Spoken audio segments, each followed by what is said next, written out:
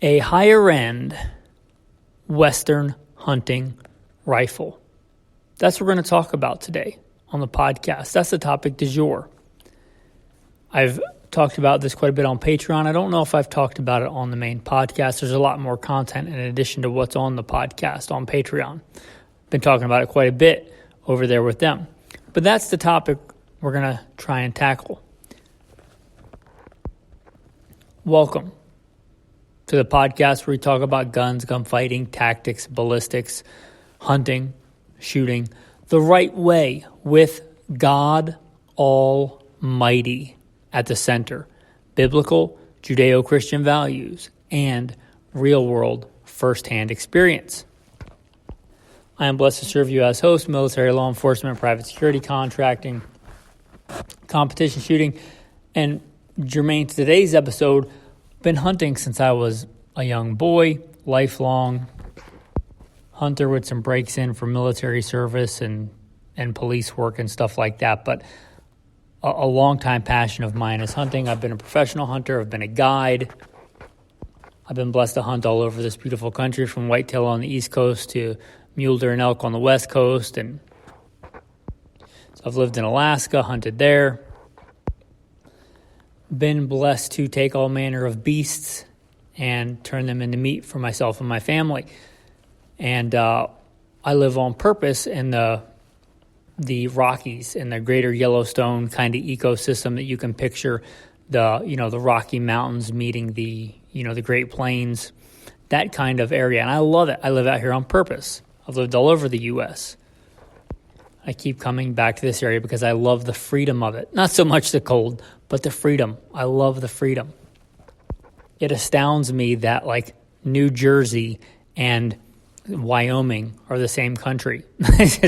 What? But anyway, I live out here on purpose for a lot of reasons. But one of those is hunting. Like I love the desert Southwest. I've spent a lot of my life in the desert Southwest. I love the deserts of America. I love the Mojave and the Sonoran and the Great Basin, but it's really hard to hunt there. It's hard to get like over-the-counter elk tags and stuff. I can hunt elk in my backyard, and I love that, and I love hunting. Now, let me start by laying this out as you don't need one of these to come out west and hunt. I'm building this now, and I've hunted out west I moved out west when I was 17 or 18. Joined the Marine Corps when I was 17, but I went to Camp Lejeune, and I was probably 18 when I went to out west. So since I was 18, well over 20 years of being out west off and on.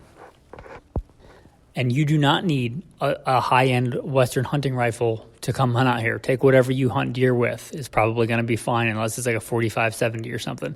But any, modern, and by modern I mean 1890s or later, technology firearm is probably fine for hunting out west. I've taken a ton of animals with just what most consider fairly basic firearms. And this is not the episode for that, but you don't need this. That's my point. And this is not, and I talk a lot about like go-to survival rifles. This is not a go-to survival rifle. For that, I like controlled round feed. I like stainless steel. I like backup iron sights. If I'm going out to live out in the bush or things like that, or like if the apocalypse is upon us and a balloon is hitting the fan and I'm running out in a pair of silkies and I can grab one rifle, it's not going to be this rifle, right? I might debate between, depending on the scenario, if I'm going to grab the SCAR 17 or if I'm going to grab, the Ruger Gunsight Scout rifle, but it's not going to be this rifle. This is not that rifle. So I talk a lot about go-to survival rifles. This is not that. This is a specialized rifle. This is a higher end, just because I've hunted my whole life and I've been working a ton of overtime. And I really enjoy hunting. It's a passion of mine. I don't need a nice rifle like this to take game. I've proven that over the years. I've taken elk with a basic youth model Remington 700 and 243 because it was lightweight and that's what I could afford at the time. Right, so you don't need this. This is a specialty gun for me because I love hunting and God's blessed me with some extra resources, and I'm considering getting a higher end hunting rifle. So again, before you you got to be able to deduce what I'm talking about here, guys. Because I've talked a lot about, I love controlled round feed. I love stainless steel for go-to, like hard use, like survival tools. Again, this is not that. So I just want to nip those comments in the bud before they start. A higher end hunting rifle. And I've said before, you could debate the most versatile cartridge, whether it's the 308 or whether it's the 30-06. They're both super versatile. Again, this is not a super versatile rifle. This is a specialty for where I live and where I imagine, God willing, I will hunt for a while. Specialty built rifle for what I'm going to call day hunts. I have a general idea of the area, spot and stalk and still hunting. That's the kind of hunting that I like. Before you tell me how great or how high BC, the 7 PRC is or some garbage, or how I need a 300 Win Mag stop. I don't want it. I have no interest in it. If you mention high BC to me, I'm probably just going to tone you out. I'm so tired of that term at this point. That's not how I hunt. That's not how I want to hunt. How I hunt, spot and stalk and still hunting in like the greater Yellowstone ecosystem, Wyoming, Montana, Idaho, that kind of place. That's how I like to hunt. Depending on tags I can get, pronghorn, elk, mule deer, whitetail deer, black bear. I would love to draw a moose tag. I've never actually drawn a moose tag, but if I did, the cartridge, I would like to be able to handle that, although I have beefier. I have a 30-06, which will kill anything in North America handily, especially with the right bullets. So I'm looking for an ideal rifle for what I consider that kind of hunting. Fairly open country most of the time. A rifle I can carry. It can't be too heavy, and like 8 pounds is too heavy for me. If you sit in a deer stand or sit over a corn pile or in a blind or whatever, it doesn't really matter. If you're hiking in a mile and then sitting down, the rifle weight, I'll concede, is not a big deal. But when you're hiking up and down mountains, it kind of is, because just when you get tired and you're carrying that rifle in a way you probably shouldn't be, then the deer pops out that you've been stalking all day because you were lazy because the gun was heavy. I like a lightweight, handy rifle that points well. And for me, that's I have some really lightweight mountain rifles. I have a really nice lightweight mountain rifle. This is not that I have that rifle. I also have a guide rifle for guiding. This is not that. But it can't be too heavy, or it doesn't have to be 4 pounds. And actually, I wouldn't want it in a cartridge that I'm looking at in a 4-pound rifle. But it can't be overly heavy. And you could debate the 6 pounds or 7-ish pounds. 7.5 pounds is kind of pushing it, but in that range. Looking at cartridges, I want a manageable amount of recoil so I can get follow-up shots if I need them. Hopefully I don't need them, but sometimes you need them. Even if you get a good first shot in, if the animal is on its hind legs, then it's usually good to put another round in them. That's my policy guiding. Like, if you can get another shot in them, get another shot in them, even if the first one is good. I don't want an animal to suffer. I can track wounded animals, but I'd rather not. I'd rather put them down as quickly as possible to stop worrying about the meat damage. It's not going to be that much.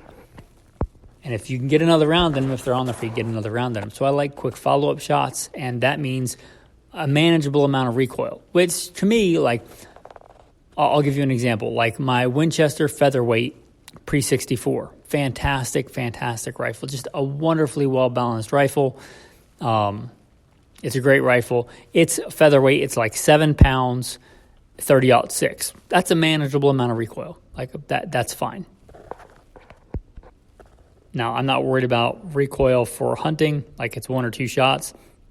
But I don't know if you know this, if you've listened for any length of time, but I like to shoot, right? And I can go out and shoot 50, 100 rounds in an afternoon. I don't want to shoot 50 to 100 rounds in that weight rifle. And a heavy rifle, who cares? But that's not how I hunt.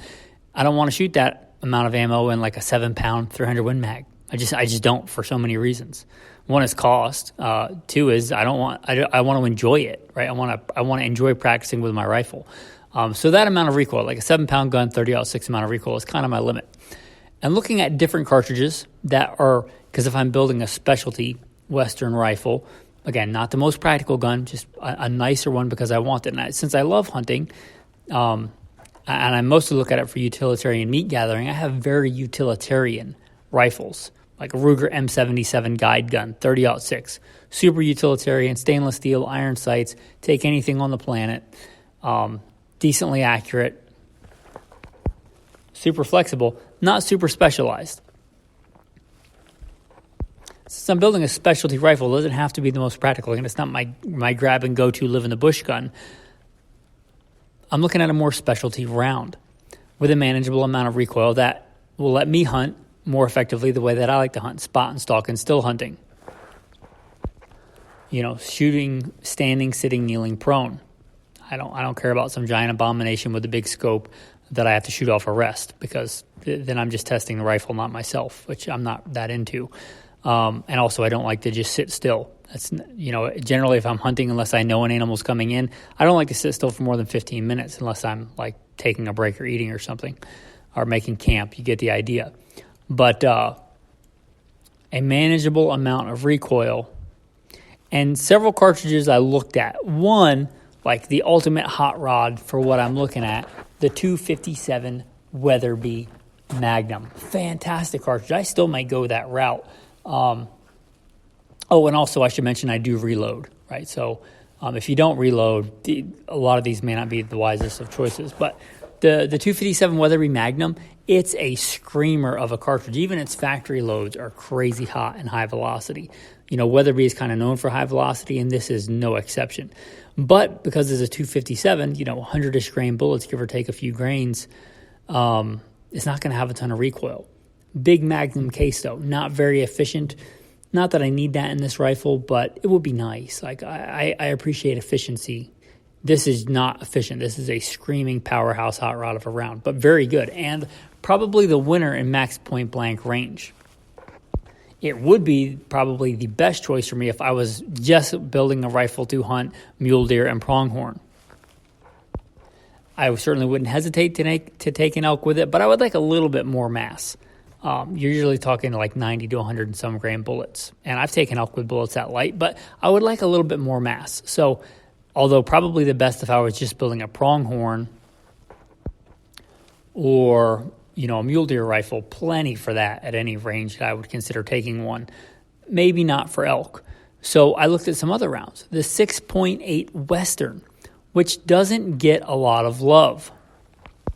But it seems to be a very well-balanced cartridge. Issues there is there's only Browning and Winchester, I think, that make ammo for it. Maybe another boutique manufacturer. But of the main ones, Browning and Winchester, and they don't make a lot of loads. And it's one of these rounds that it came out a few years ago, but it doesn't seem to be doing very well. So I don't know if it's going to be around. I don't know if it's going to end up being like the 25 WSSM super short mag, which is a good cartridge, but again, kind of dead. Or if it will be like the 270 WSM, which is still around, and it's not hard to find ammo for. It's nowhere near as popular as many other cartridges, but you can still get ammo for it, and I don't see the future. But that said, the 6.8 Western, I really have no desire for all the loadings that are factory offered, because they're all about, high BC, how high can I get to BC? Let's all stand around and just drool over BC. Stop, I don't care. I would actually like it with much lighter bullets than it's actually loaded with. But the case itself seems to be fairly efficient, short action cartridge. It has a lot going for it. It seems to be a decent step up from the 270, which itself is a good cartridge. Brief aside, if I was not a hand loader and I was only looking for off-the-shelf ammo, I'd probably go 270, right? Because 270 just has so many good available factory loads that are good for what I like to do, which is spot and stalk and still hunt. And I ascribe to the max point blank range philosophy. And if I have to do more than that, I'll generally use like hash marks and holdover and just knowing my dope, because I generally don't have the time to sit there and play with fidget spinners for men and see how I can lob artillery rounds and call in an airstrike on deer. It's not my thing. So if I was looking at just factory only, 270 probably be the winner, even though it's a classic cartridge. But the 6.8 Western has a lot going for it. At least the case looks efficient. It looks like a good round, although I don't know how it's going to fare in the future. The other one, 6.5 PRC, 6.5 Creedmoor is a good round. it's 6.5 Creedmoor. I certainly think 6.5 Creedmoor is enough for elk and deer and many other things. I've taken quite a few things with 6.5 Creedmoor. I don't hunt with it in one of these super long range things. But in this weight rifle, I could probably get a little bit beefier round than a 6.5 Creedmoor. I was looking at the 6.5 PRC. It has a lot of factory options as well. Most of those are heavy for caliber because the BC thing, again, makes me want to vomit. But there are some lighter bullet weights available in the 6.5 PRC. Would not be a bad round. I've considered it, still considering it. And then the next one, and probably the current top choice in my head, is the 280 Ackley Improved. The 280 Ackley Improved is not a new cartridge. The 280 Remington is a good cartridge. It's a good, well-balanced cartridge. The 280 Ackley Improved is, I think, a better cartridge. It's improved. And it's more is not always better, but in the case of the 280 Ackley, I think that it is, because for some reason the 270 has a 65,000 PSI, but the 280 has less. The 280 Ackley Improved gets that PSI back up to a more appropriate level. Why the 280 has less, I don't really know. But the 280 Ackley Improved, if you're not familiar, you can also shoot 280 in that chambering, but 280 Ackley Improved, just a little bit better balanced cartridge, a little bit more efficient, I think, in the powder burning arena, improved shoulder. If you're not familiar with Ackley stuff, then you might want to look into it. But it's a good, well-balanced cartridge, and actually I think the 280 Ackley is probably more popular today than the 280. And the 280 Ackley Improved, I forget when it came out, 50s or 60s, but it got SAMI approved in the aughts, in the 2000s. And it's one of those cartridges that's not taking the market by storm, but just because it's such a good, well-balanced cartridge, a lot of manufacturers, not a lot, but several manufacturers make rifles in it. So it's a super well-balanced cartridge. It's probably the most flexible of the ones I've talked about so far. It's not as flexible as like a 30-06, but it's really flexible. 7mm bullets run the gambit from very light for caliber to very heavy for caliber, although now I'm looking at more lightweight for caliber. I like bullets for what I'm looking at generally between the 90 to 130 grain range. Depending on the caliber and things like that. I actually like light for caliber bullets generally for this application. Again, I don't care about BC. Stop it with the BC. But the 7mm run the gambit. So if I'm going to spend a decent amount of money on this, if my environment changed and let's say I'm going to hunt up north, which is where I moved from, a little bit farther north in the Bitterroot range. It's much more like a rainforest up there, a lot heavier, thicker, denser stuff. So I might go to a heavier for caliber bullet up there. And again, the 280 is very flexible because it's a 7mm bullet, and because I reload. That opens a lot of doors to flexibility of different ammo choices. And again, today I would probably just find a load that it likes and stick with it. If circumstances changed, it would be nice to have more flexibility in that cartridge, especially since I'm looking at getting a nice higher end rifle, which brings me to my next point. You don't need a nice high end rifle to take game. Savage's Axis are great. Axi, whatever the plural for Axis is, right?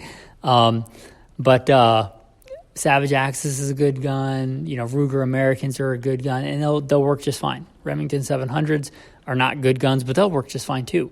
But an improved 700, where they like stop some of the issues, like the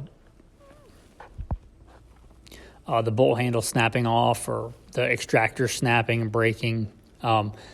Those are decent actions and easy to work on, which brings me to one of the top choices, if not the top choice now that I'm looking at, the Weatherby 307.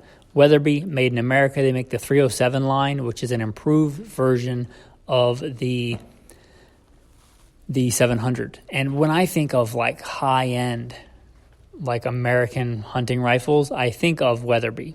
That's just, again, and I'm building this mostly because I want it, right? And because by God's grace, I can afford it, which is a blessing. The other one that comes to mind is Browning. Growing up, that was I didn't even know anybody that owned a Browning, I don't think. It was like the rich man's hunting rifle, and I was a poor boy in the South hunting with a single-shot shotgun or a bolt-action shotgun, right? But when I would see the gun magazines, which I loved as a kid, or the ads, or back when it was the A-Bolt, it was like the most accurate rifle. I remember those ads. Like, to me, Browning just was like the high end from childhood.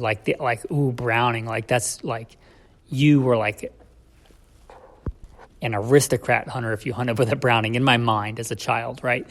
However, they're not made in America anymore. I'm not saying that's a no-go for me, right? They're not made in Turkey. They're not made by Muslims that want to, take our women and cut our heads off. But they're made in Japan, which, again, it's not a no-go for me, but like Japan, they don't even let their citizens own guns, but they'll sell you a gun and take your money and use it to, control their citizens and not let them have guns. That rubs me the wrong way. Assembled in Portugal. Got nothing against the Portuguese. Christian nation. Been fighting Muslims off a long time. Good for the Portuguese. Got nothing against Portugal. So again, the Browning's not a no-go. I actually was debating these two hotly, and I went to a gun store last night, and I played with both of them. They're both fantastic. They're both fantastic rifles. The Weatherby 307 and the Browning X-Bolt 2. They're both fantastic. Just out of the box, I think the Browning is probably a better rifle for what I'm looking at. It's got adjustable stock. It's got a good-looking Cerakote finish. It's available in some different patterns that I like. But the Browning X-Bolts don't have a lot of aftermarket support. The Weatherby 307, since it's built on a 700 action, has like it's like the Glock of bolt-action rifles, right? And I don't like Glock, but they do have the most aftermarket support. The Remington 700, there's a ton of different triggers. There's a ton of different stocks. If I decided I want a different stock,